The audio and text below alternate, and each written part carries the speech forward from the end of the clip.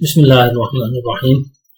Lecture 3 के part B के साथ शकील अहमद और हम लोग देख रहे थे कि बिल्कुल हम बेसिक फंक्शनैलिटी को भी डिस्कस कर रहे हैं और हमारी ये जो रीकैप है वो खासा जो है वो तवालत के साथ है, बिकॉज दरम्यान में जो 13-14 हफ्ते हम लोग बिल्कुल आउट ऑफ टच रहे हैं, तो बहुत सारे स्टूडेंट्स जो हैं वो उनकी भी डिमांड जो है वो इंटरेक्टिव सेशन में यही थी कि हम बिल्कुल बेसिक्स के साथ दोबारा करें। अगरचे हम लोग सेशनल 1 का एग्जाम भी कर चुके थे, लेकिन खुद मेरी अपनी भी फीलिंग यही है कि जो फेज 1 में हमने जितने कोर्सेज किए थे उनमें हमने रीकैप जो था वो खासा शॉर्ट रखा था, लेकिन यहाँ पे शायद उससे हमारा काम नहीं चल सकेगा। तो मैं रीकैप को थोड़ा तवील कर रहा हूं और उसके बाद हम जैसे कि मैंने पहले लेक्चर के इब्तिदा में भी बात की थी कि हम अपना जो कोर्स कंटेंट्स है उनको हर सूरत पूरी क्वालिटी के साथ करेंगे। पॉसिबली जैसे कि पिछले कोर्स के साथ भी हुआ कि रीकैप के बदले मुझे कुछ लेक्चर्स ज्यादा लेना पड़े, तो आई होप कि आप लोग मेरा इस हवाले से साथ देंगे, बिकॉज हमें किसी भी शक्ल में अपना जो कोर्स कंटेंट्स है उनको हर सूरत में पूरा करना है। तो शुरू करते हैं। हम लोग जो आजकल टॉपिक डिस्कस कर रहे हैं जो पिछले चंद लेक्चर्स में वो है कंप्यूटर की फंक्शनैलिटी पे, और उसमें हम जो चीज कर चुके हैं हमने कहा है कि सीपीयू है जिसका मेमोरी एड्रेस रजिस्टर और एमबीआर, जिसको हम दूसरे मानों में मेमोरी का इंटरफेस भी कहते हैं, जो कि सीपीयू और मेमोरी के दरमियान मेमोरी एड्रेस रजिस्टर और memory buffer register.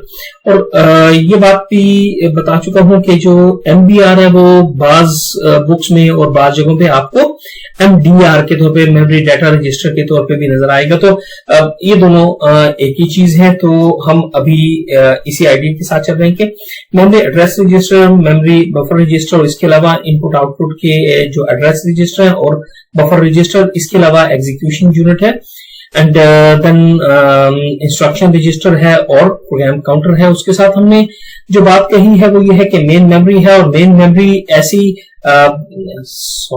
Main memory इस तरह से है कि उसके अंदर हमें इंस्ट्रक्शंस और डाटा दोनों इकट्ठे रखे हुए नजर आते हैं। और फॉन न्यूमन आर्किटेक्चर में हम ये बात बड़ी तसल्ली के साथ कर चुके हैं कि एक तो हमने कहा कि इस मेमोरी के अंदर इंस्ट्रक्शन और डाटा दोनों इकट्ठे रहते हैं, और दूसरी बात हमने कही थी कि इसके अंदर जो तमाम कंटेंट्स हैं उनको हम मेमोरी के एड्रेस से जाके तो हम उन तक हमारी जो रीच होती है वो थ्रू एड्रेस होती है, राइट। तो मेमोरी के जितने और ये जो कंटेंट है इसके अंदर जितने भी स्पेस है we call it a word, right? That can be 1 byte, that can be 2 byte, that can be 4 byte and so on. तो हम बाद में देखेंगे कि किस तरह से कैपेसिटी कैलकुलेट करना है। हम पिछले एक लेक्चर में थोड़ी सी बात कर चुके हैं, आज थोड़ा हम बेहतर तरीके से इसको देखेंगे कि मेमोरी की कैपेसिटी कैसे हम कैलकुलेट करते हैं। तो ये बात करते हुए मैं आगे बढ़ता हूँ, और साथ ही हम देख रहे हैं कि ये जो है ये बस सिस्टम भी है, और बस सिस्टम जो है वो कम्युनिकेट करता है बिटवीन ऑल दीज कंपोनेंट्स। तो इससे आगे बढ़ते हुए हम चलते हैं, और हमने देखा था कि जो इंस्ट्रक्शन का साइकिल है उसमें बहुत बुनियादी तौर पे सिर्फ 2 फंक्शंस हैं, जिनमें से कि फैच और एग्जीक्यूट। फैच का मतलब हमने कहा था कि जो भी प्रोग्राम हमने एग्जीक्यूट करना है उसको मेन मेमोरी में जाके लोड करना है, और फिर 1 by 1 उसकी जो इंस्ट्रक्शन है वो उठा के ले जानी है ALU के अंदर, और कंट्रोल यूनिट इसमें हमें सारी कोऑर्डिनेशन प्रोवाइड करेगा। और इसके अंदर मेन मेमोरी और कैशे और रजिस्टर्स ये अपना अपना सारे रोल प्ले करेंगे और एक खास तरतीब के साथ होगा। और उसके बाद एग्जीक्यूशन है। एग्जीक्यूशन का मतलब ये है कि आपने जो ऑब्जेक्टिव के साथ उन इंस्ट्रक्शन को प्रोसेस किया है और उसके जो आपने रिजल्ट्स लेने हैं उन रिजल्ट्स को किसी प्रॉपर प्लेस पे जाके आपने स्टोर करना है और उनको सेव करना है। बिकॉज अगर आप कोई रिजल्ट लेके उसे कहीं पे स्टोर नहीं कर रहे या उसे यूटिलाइज नहीं कर रहे, तो इट मीन्स कि आप कुछ भी नहीं कर रहे, आपकी उस एग्जीक्यूशन का कोई फायदा नहीं है। तो बुनियादी तौर पर हमने देखा कि जो साइकिल है उसको हमने दो हिस्सों में, 2 स्टेप्स में हमने कहा, जिसको हमने कहा कि एक फेच साइकिल है और एक एग्जीक्यूट साइकिल है। और हमने ये भी कहा कि एक प्रोग्राम के अंदर अगर फर्ज करें कि कोई 40-50 इंस्ट्रक्शंस हैं, तो हर एक के लिए फेच और एग्जीक्यूट और इतनी दफा ये होगा, और as soon as that program is ended तो we will move towards the heart. ठीक है, तो उसको हम जो है वो खत्म कर देंगे। और ये हमने डायग्राम भी उस वक्त देखी थी कि जिसमें हमने कहा था कि स्टार्ट करेंगे फेच साइकिल्स होंगे और उसके अलावा एग्जीक्यूट के साइकिल्स होंगे, और एज सुन एज वो प्रोग्राम खत्म होगा तो हम हार्ड की स्टेज पे चले जाएंगे। अच्छा, इस सारी बात के बाद हमने देखा कि हमने इस दौरान बात की थी कि प्रोग्राम काउंटर एक ऐसा रजिस्टर है कि जो कि एड्रेस रखता है नेक्स्ट इंस्ट्रक्शन का। ओके, और इसके अलावा हमने एक्यूमुलेटर की बात की थी पिछले लेक्चर्स में, और हमने कुछ और बातें की थी। तो फर्स्ट कीजिए कि एक स्टेज के ऊपर मैं आपसे कहता हूं कि एक इंस्ट्रक्शन है, राइट? एक इंस्ट्रक्शन है जो इस वक्त मैं आपके सामने ये पेश कर रहा हूं। ये इंस्ट्रक्शन कह रही है कि एड R1 R2। अब इसका क्लियर मीनिंग तो ये है कि जो R2 की वैल्यू है उसको R1 में ऐड करके तो R1 में उसका रिजल्ट कंपाइल कर दिया जाए और वहीं रख लिया जाए। तो लेकिन जो बात यहां पे मैं समझाना चाह रहा हूं वो ये है कि जो एक इंस्ट्रक्शन है उसके कम से कम 2 हिस्से होते हैं, एक ऑपकोड है और एक ऑपरेंड है, राइट? तो ऑपकोड क्या है? जो आपने फंक्शन परफॉर्म करना है, जैसे कि इस पर्टिकुलर स्टेटमेंट में ऐड जो है दैट इज माय ऑब्जेक्टिव कि मुझे ऐड करना है। किसे ऐड करना है? डाटा क्या है? That is the operand, right? तो हम आगे चल के जब इंस्ट्रक्शन सेट आर्किटेक्चर को बहुत तफसील के साथ पढ़ेंगे तो हम देखेंगे कि इसके अंदर बड़ी तफसील आएगी कि समटाइम्स ऑपरेंड होंगे, समटाइम ऑपरेंड नहीं होंगे। 0 ऑपरेंड भी हो सकता है, हमें 1 ऑपरेंड भी हो सकता है, हमारे पास 2 ऑपरेंड भी हो सकता है, हमारे पास सो ऑन 3 ऑपरेंड भी हो सकते हैं। तो इस तरह से ऑपरेंड लेकिन जो एक बुनियादी बात है वो ये है कि एक इंस्ट्रक्शन के कम से कम 2 पार्ट हैं जो कि ऑपकोड और ऑपरेंड है, क्योंकि बात जब ऑपरेंड नहीं होगा तो फिर उसका भी हमारे यहाँ एक क्लियरली मीनिंग होगा कि जब ऑपरेंड नहीं है तो तब हमने किस डाटा पर अपना फंक्शन परफॉर्म करना है। तो ये हम वक्त आने पे देखेंगे। अच्छा, इसके अलावा हमने बिल्कुल इसी लेक्चर के पिछले हिस्से में हमने कहा कि जब हम प्रोसेसर अपना फंक्शंस परफॉर्म कर रहा होता है इनटू द साइकिल्स, जो हमारा इंस्ट्रक्शन साइकिल है, तो इस दौरान जो हमारा डाटा है वो मूव कर रहा होता है प्रोसेसर और मेमोरी के दरम्यान। और वहां पे हमने कहा था कि this is a two way process, कि मेमोरी से उठ के प्रोसेसर में भी आएगा और प्रोसेसर से उठ के मेमोरी में भी जाएगा। इसी तरह हमने कहा कि डाटा की मूवमेंट होती है प्रोसेसर और इनपुट आउटपुट के दरमियान भी। आउटपुट की तरफ हमेशा प्रोसेसर से आउट होके जाता है और हमेशा आउटपुट डिवाइस को इनपुट होगा प्रोसेसर का data, while reverse is the case for the input, के इनपुट से हमेशा डाटा निकल के इनपुट के अंदर कभी नहीं डाटा जाएगा प्रोसेसर से, बल्कि इनपुट से हमेशा डाटा निकलेगा और प्रोसेसर की तरफ जाएगा। और हमने एक डायग्राम में पीछे ये बात कही भी थी। अच्छा, देन ये है कि इसके अलावा डाटा प्रोसेसिंग होती है कि ये वाले काम होते हैं जब हम एक इंस्ट्रक्शन को प्रोसेस कर रहे होते हैं, एग्जीक्यूट कर रहे होते हैं। तो प्रोसेसर और मेमोरी के दरमियान डाटा जो है वो ट्रांसफर हो रहा होता है। इसके अलावा प्रोसेसर और इनपुट आउटपुट डिवाइसेस के दरमियान हो रहा होता है डाटा ट्रांसफर। इसके अलावा डाटा की प्रोसेसिंग हो रही है जिसके अंदर के ALU में अरिथमेटिक और लॉजिक ऑपरेशन हो रहे होते हैं। लेकिन एक और चीज ये है कि इसके साथ कुछ कंट्रोल्स भी काम कर रहे होते हैं। कंट्रोल्स ये है कि अगर हम फॉन न्यूमन आर्किटेक्चर की, हम बहुत ज्यादा दफा से बार बार इसका तस्करा कर रहे हैं फॉन न्यूमन, बिकॉज आज का कंप्यूटर बुनियादी तौर पे करता ही इसी प्रिंसिपल पे काम है। तो फॉन न्यूमन आर्किटेक्चर कहता है कि जी एक के बाद दूसरी, दूसरी के बाद तीसरी, तीसरी के बाद चौथी इंस्ट्रक्शन होगी। और अगर फर्ज कीजिए कि हम किसी लाइन नंबर 145 पे खड़े हैं तो फिर उसके बाद 146 पे जाएंगे, उसके बाद 147 पे जाएंगे, उसके बाद 148 पे जाएंगे until end of the program. लेकिन ऐसा है कि बाज़ औक़ात हमें कुछ कंट्रोल कमांड्स भी आती हैं, आप लूप्स चलाते हैं, आप मुख्तलिफ किस्म के, और जब फंक्शंस उसके अंदर जंप का फंक्शन परफॉर्म करते हैं तो ऐसे में क्या होता है कि आप से यहाँ पे जो एग्जांपल है वो कह रही है कि 149 के बाद फर्ज कीजिए कि जो 149 जब आपने एग्जीक्यूट की एक जो इंस्ट्रक्शन थी तो उसके अंदर आपको साथ ही एक इंस्ट्रक्शन मिली कि जंप टू से 182। तो अब क्या हुआ कि हमने उस रूल को छोड़ दिया कि हम 1 बाय 1 जो है एक हर इंस्ट्रक्शन को सीक्वेंस वाइज करेंगे। तो ये कंट्रोल्स भी उसके साथ चल रहे होते हैं, और इन कंट्रोल्स के अंदर क्या होता है कि सम टाइम आपको जो अपनी रूटीन से हट के प्रोग्राम्स करना पड़ते हैं और रूटीन से हट के जो प्रोसेसिंग करना होती है तो उसमें भी ये आपको बेनिफिट देता है। अच्छा, अब ये बात करने के बाद एक छोटी सी और चीज है जिसका हमने तस्करा किया था, एक्यूमुलेटर का। हमने कहा था कि एक्यूमुलेटर क्या है, ये एक ऐसा डाटा रजिस्टर है जो कि ALU की आउटपुट पे तो लाजिम जितना भी चीजें होंगी उनको होल्ड करेगा, और इसके अलावा जो मुख्तलिफ किस्म की टेम्परेरी स्टोरेज होंगी तो उसमें भी ये हमारे लिए बहुत ही सपोर्टिव होगा।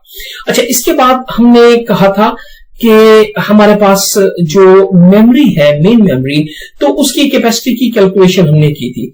जैसे कि ये आपको यहाँ पे नजर आ रहा होगा कि 2 raised to power 12 is equal to 4096 means के 4K की जो कैपेसिटी है वो 2 raised to power 12 हो जाती है। तो थोड़ा सा इस पे बात हम पहले क्लास में जब पढ़ रहे थे तो हमने इस पे बात की थी, लेकिन एक बार फिर just to revise that item, तो मैं ये कहता हूं कि मेमोरी की जब हम कैपेसिटी की कैलकुलेशन कर रहे होते हैं तो फर्ज कीजिए जो सबसे इंपॉर्टेंट चीज है वो ये है कि हमें सबसे पहले ये देखना है कि मेमोरी के अंदर जो एक लोकेशन के अंदर जो चीज है वो कितने बाइट की है। हम सबसे पहले जो एक एग्जांपल लेंगे, मैं थोड़ा सा ये डायग्राम में जाके आपको दिखाता हूं कि फर्ज कीजिए जो हमारे यहाँ पे कंटेंट्स रखे हुए हैं, तो ये कंटेंट इसको हम एक वर्ड कहेंगे, राइट। तो हम ये देखेंगे ये वर्ड कितने बाइट का है। इजीएस्ट टू कैलकुलेट इज कि ये 1 बाइट का है, ठीक है। अगर ये 1 बाइट का है तो हमारी कैलकुलेशन किस तरह से होगी, अगर ये 2 बाइट का है तो हमारी कैलकुलेशन किस तरह से होगी, और अगर ये 4 बाइट का है तो हमारी कैलकुलेशन किस तरह से होगी। तो लेट अस सी। अच्छा, बाइट की सूरत में कैलकुलेशन कुछ और होगी, वर्ड की सूरत में कुछ और होगी। तो हम बेहतर है कि बाइट की सूरत में करें, क्योंकि वर्ड डिपेंड करता है कि इस मेन मेमोरी में वर्ड का साइज क्या होगा। तो सबसे पहले एक आसान केस लेके चलते हैं। हम कहते हैं कि ये 1 बाइट की इसकी कैपेसिटी वो है, कंटेंट की जो साइज है वो 1 बाइट है, और दिस इज 4K, राइट। तो एक बात बड़ी क्लियर है, आप जब इससे पिछले सेमेस्टर में आपने बूलियन अलजेब्रा लाजमी पढ़ा होगा, और उस बूलियन अलजेब्रा में आपने एक चीज देखी होगी कि 1042 जो है, जिसको कि हम राउंड में कहते हैं कि दिस इज इक्वल टू 1000, ठीक है। तो अगर ये 1000 के करीब है तो एक और चीज हमने कहा था कि जब हम इसे 1000 को देख रहे होते हैं तो वो 2 raised to power 10 होता है, ठीक है। अगर किसी को याद नहीं है तो प्लीज वो थोड़ी सी कैलकुलेशन करके देख ले। तो 2 raised to power 10 is equal to 1000, right. और इसी तरह अगर 1000 को 1000 से अगर आप मल्टीप्लाई करते हैं नॉर्मल लाइफ में भी, तो इट बिकम्स 1 मेगा। इसका मतलब है कि अगर मैं कहूं कि अच्छा, इसको मैं यूं भी तो लिख सकता हूं कि this is equal to 1K, ठीक है। ये इसको हम नॉर्मल कर लेते हैं, राइट। ये सुपरस्क्रिप्ट की बजाय ठीक है, हम इसे कह देते हैं कि this is equal to 1k, और 1k का मतलब है 1k का मतलब है कि 1000, ठीक हो गया। अच्छा, अब 1000 ज़रब 1000, अगर हम 1000 मल्टीप्लाई बाई 1000 करते हैं तो this is equal to 1 mega, right. 1 2 3 4 5 6 सिफर लगेंगे। जब इसके साथ 6 सिफर लगेंगे तो हमें अंदाजा होगा कि this is equal to 1 mega. लेकिन अगर मैं इसको इस तरह से कहूं कि ये है 2 रेज टू पावर 10, और फिर उसके बाद मैं कहता हूं multiply by 2 raise to power 10, ठीक है। तो अगर इसे मैं कहूं तो ये कहीं बन जाता है 2 रेज टू पावर 20। प्लीज ये मत कहिएगा कि ये 2 रेज टू पावर 100 हो जाएगा, ठीक है। इतना मैथमेटिक्स आपको आना चाहिए। 2 रेज टू पावर 20, तो हम ये कहते हैं कि जब 2 रेज टू पावर 20 है this is equal to mega. इसी तरह 2 रेज टू पावर 30 जो है मैं इसे लिख लेता हूं कि दिस इज 1 मेगा, राइट। और अगर मैं 2 रेज टू पावर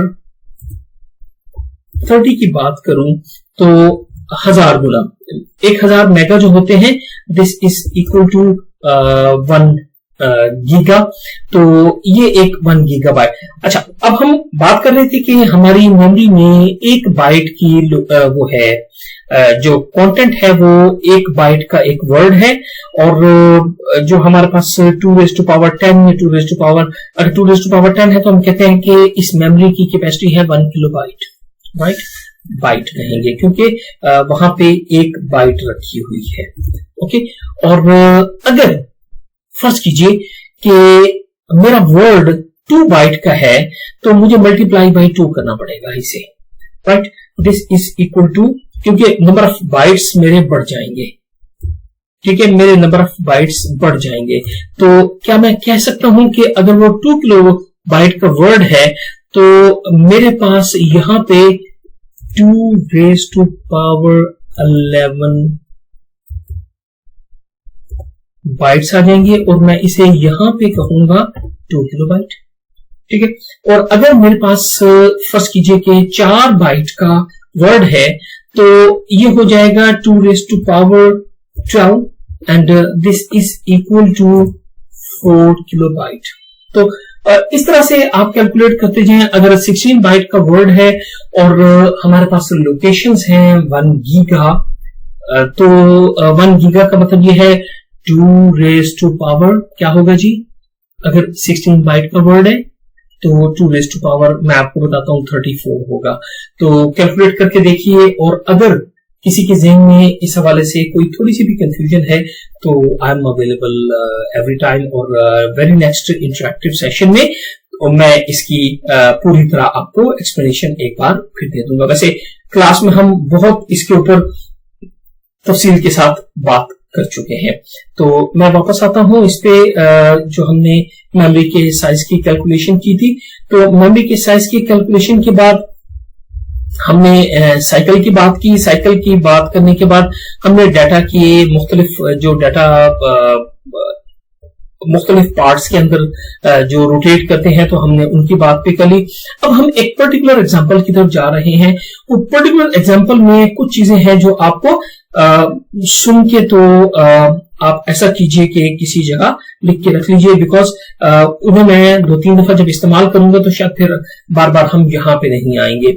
इसमें जो एग्जांपल हम बनाने जा रहे हैं तो उसमें हमने कहा है कि जो हमारी इंस्ट्रक्शन है वो 16 बिट की है, राइट। हमारी इंस्ट्रक्शन 16 बिट की है जिसके अंदर 4 बिट का ऑपकोड है।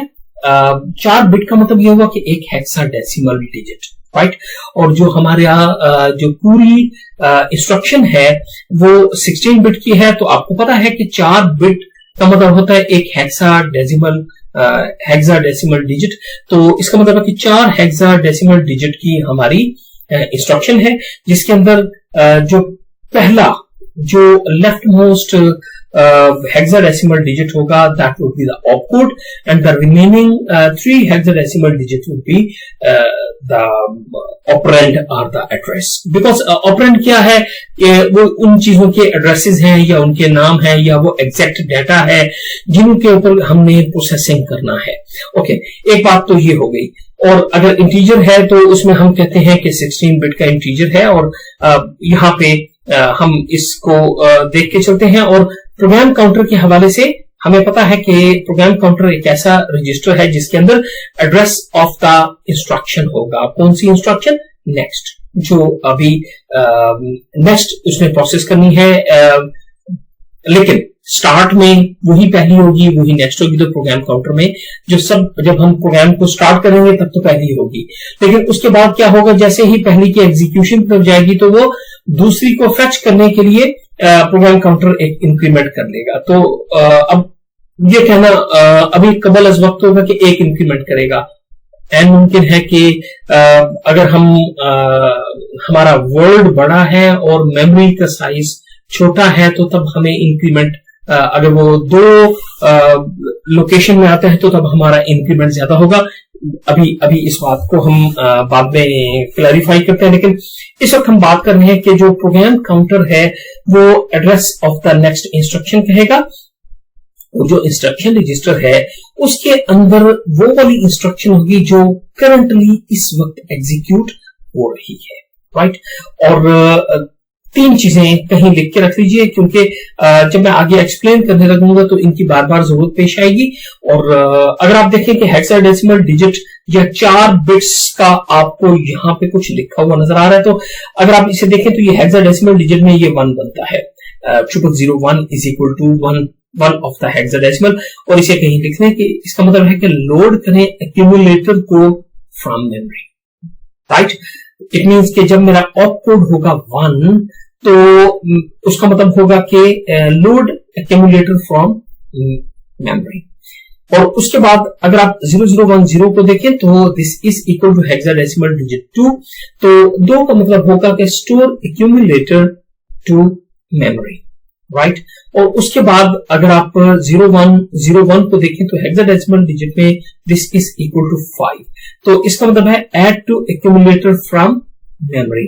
तो अब हम देखते हैं कि ये एक ऐसी हमने एग्जांपल बनाई है कि जिसमें ये सिर्फ 3 ऑप कोड हम इस्तेमाल करेंगे। तो इन 3 को हमने यहाँ पे लिख के रख लिया है, और आप इसे किसी जगह नोट करें ताकि अब जो हम जिस एग्जांपल की तरफ जा रहे हैं तो उस एग्जांपल के अंदर हमने इसे बार बार इस्तेमाल करना है। तो लीजिए, हम ये मैंने साइडों पे कुछ नोट्स भी इसके ऊपर बना दिए हैं, और वो नोट्स आपको ये दीजिए जी, अब आपको पूरे नजर आ रहे होंगे।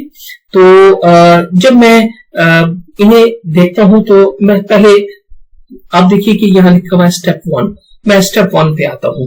स्टेप 1 में हम देख रहे हैं कि जो हमारा प्रोग्राम काउंटर है वो शो कर रहा है। अच्छा, ये पहली इंस्ट्रक्शन है। हम ये कहें कि अगर ये पहली इंस्ट्रक्शन है तो प्रोग्राम काउंटर में जो है वो 300 लिखा हुआ है, और इस वक्त अभी चूंकि ये पहली ही इंस्ट्रक्शन है तो 300 के कंटेंट्स इंस्ट्रक्शन रजिस्टर में आ गए। और साथ ही आप देखिए कि एक्यूमुलेटर खाली है, बिकॉज अभी एक्यूमुलेटर लोड नहीं हुआ। हम पहली इंस्ट्रक्शन की तरफ जा रहे हैं, जब ये प्रोसेस होगी तो तभी एक्यूमुलेटर लोड होगा, ठीक है।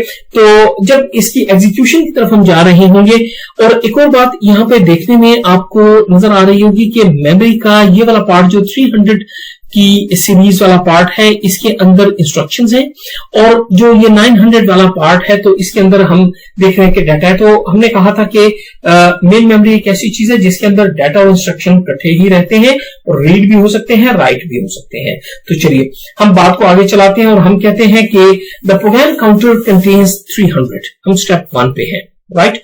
स्टेप 1 पे हम कहते हैं the program counter contains 300 the address of the first instruction, the instruction the value. अब वो 300 के अंदर जब हम वो कहता है कि इंस्ट्रक्शन पे जाओ जो 300 के एड्रेस पे पड़ी है।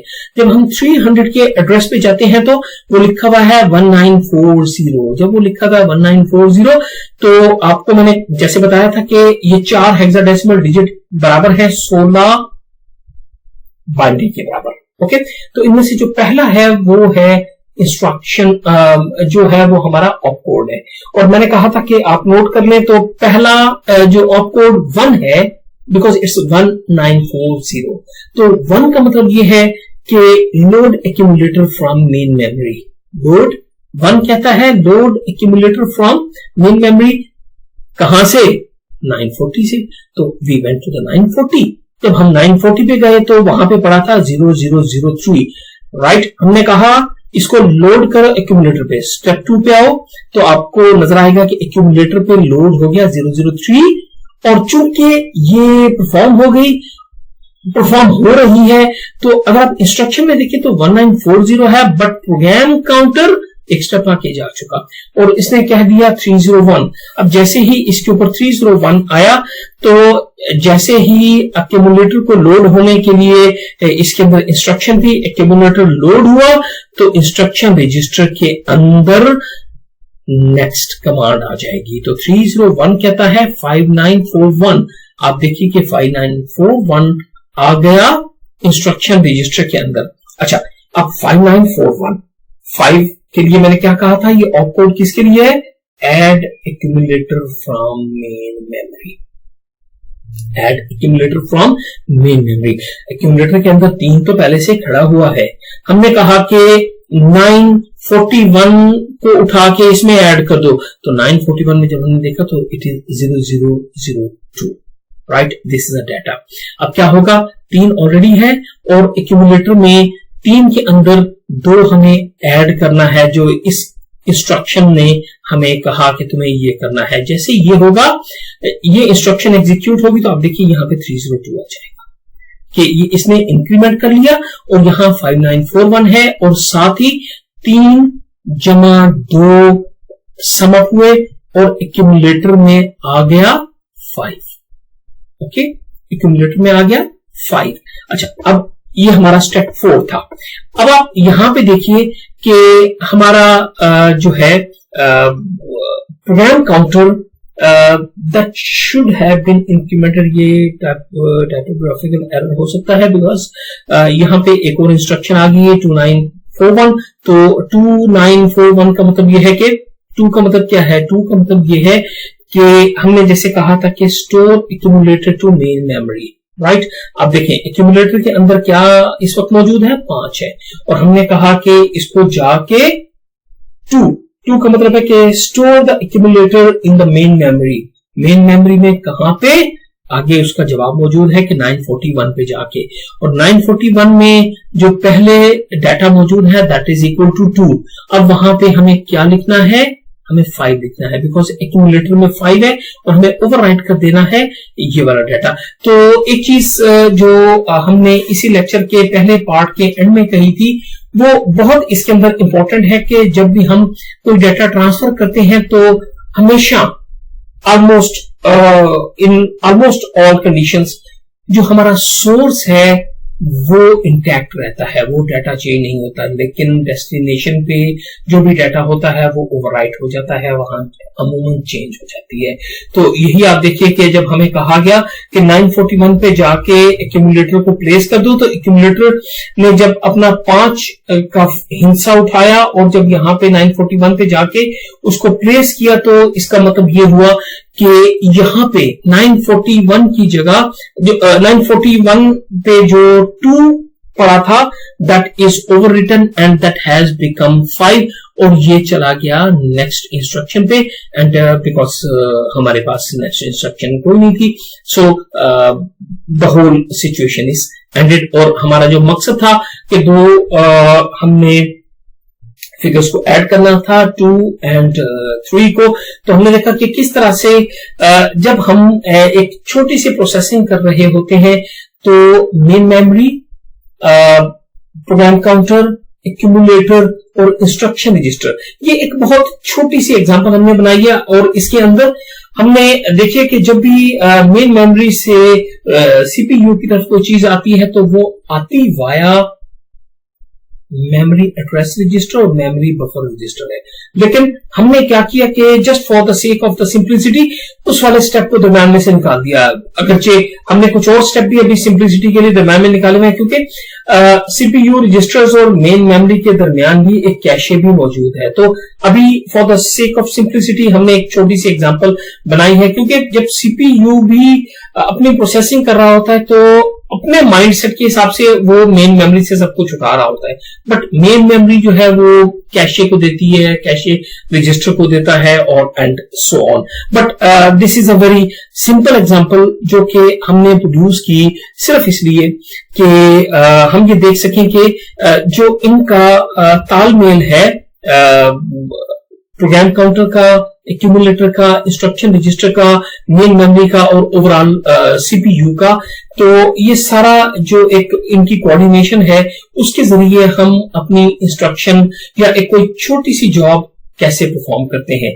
तो हम यहीं पे इस पार्ट को खत्म करते हैं और इंशाल्लाह नेक्स्ट पार्ट के साथ फिर हाजिरी होगी। अस्सलाम वालेकुम।